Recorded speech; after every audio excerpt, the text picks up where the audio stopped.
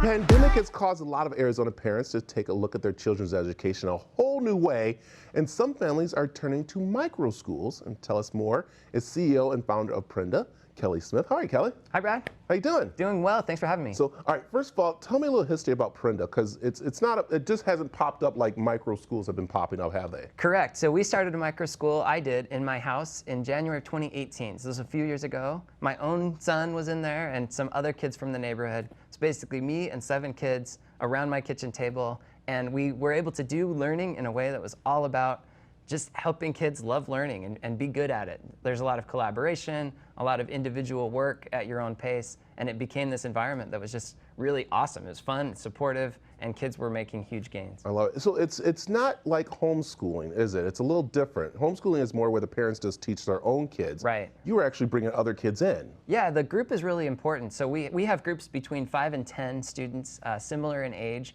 These are kids who know each other. They get to work closely. They're dropping eggs off of ladders and inventing projects, my daughter did a play last year. So producing things together as they're working on learning, really. And learning is individual, but it's also collective. So it's really about getting that environment correct. And during the pandemic, you had a lot of people probably giving you a call because they're sitting there going, oh my gosh, I don't know what to do with my child.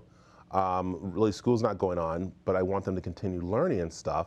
And that's where Prenda comes in. Yeah, so Prenda had started back in 2018. We've been doing this. We're working on this model of small groups meeting together, doing all their academics, doing the creativity. And when the pandemic came, which of course no one expected, all of a sudden it was, well, we have this model. It's the CDC's over here saying 10 people at a time, and we're saying our microschools are already 10 or fewer, and so it provides this safe and encouraging space for kids to be able to keep learning even through a challenging time. And even now, as some schools are reopening, we're still going strong, and there's lots of people that are making the choice to do microschools with their kids. Yeah, and so let's explain what microschools are, because it is still school, people have to realize. Correct. But they're just smaller because you know, the teachers aren't coming back in full force because some are scared, sick, or not able to return.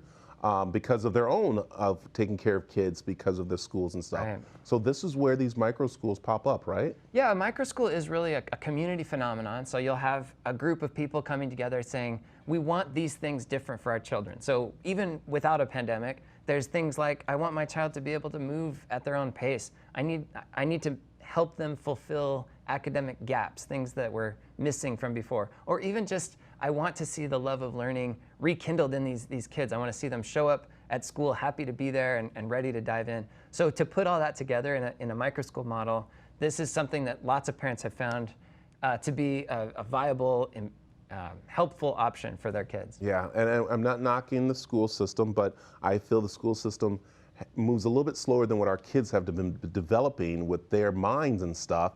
And some of the stuff that they do in school is not for everybody. Like my son, very smart, very quick learning and everything like that, but they were holding them back because they were kind of slow on what they're doing. So that's why these microschools are great, because you kind of like take the input from the kids going, what would you like to learn about? And they're learning it. Correct. There's things that are possible in that smaller group setting that aren't possible if you have, a large group of kids and you've got to kind of maintain order and things through the day. So absolutely, we see this as an option that can really ignite and help kids dive in, care about learning, and be a lifelong learner, hopefully. Now, do they get certificates just like a regular school? They Correct. pretty much get the grades and everything? Important to say, these are actually part of the school system. It's a different option of the way school is done. So we wouldn't say this is a traditional classroom, this is an alternative to that, but they're still part of the system, which means from the academic perspective, they're learning the same things, they're taking the same tests, they're moving through the system the way that other kids would move through the system,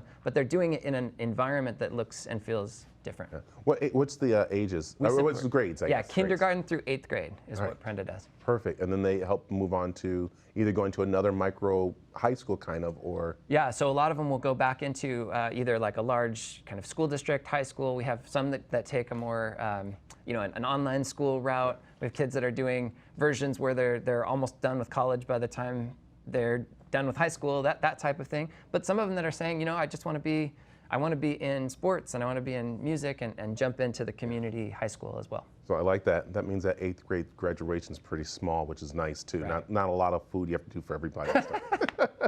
Kelly, tell them how they can find out more about, of course, the school.